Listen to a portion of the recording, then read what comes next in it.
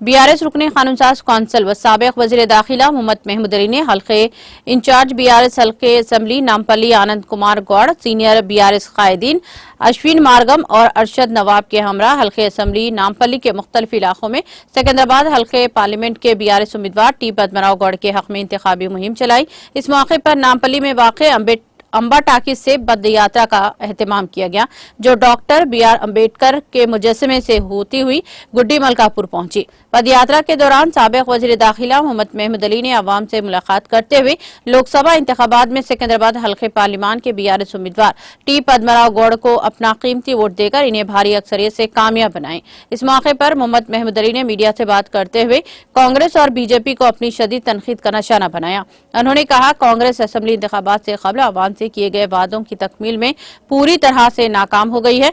उन्होंने कहा कि बीजेपी मजहब की सियासत करते हुए मुल्क भर में फिरका परस्ती को हवा दे रही है, जिसके नतीजे में मुल्क को खतरा लाहक हो गया है। इस मौके पर मुकामी बीआरएस कायदीन और कारकुनों की कसी तादाद मौजूद थी।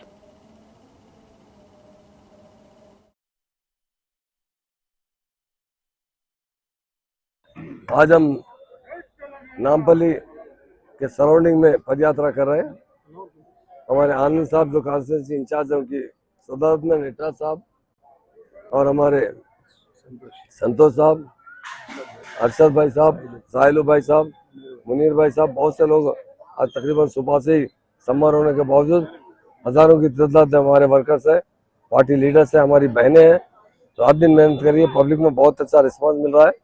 सिकंदराबाद से पद्माराव साहब को टिकट दिया गया है, पब्लिक बहुत खुश है और पद्माराव साहब बहुत अच्छे लीडर है और बहुत अच्छी तरीके से काम करते हैं।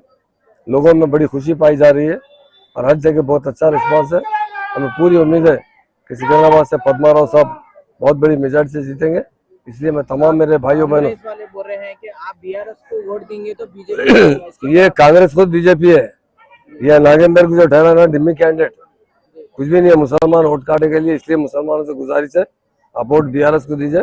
डेफिनेट केसीआर साहब आपकी सहायता करेंगे और बीजेपी को खत्म करने वाली कोई पार्टी है तो बीआरएस पार्टी।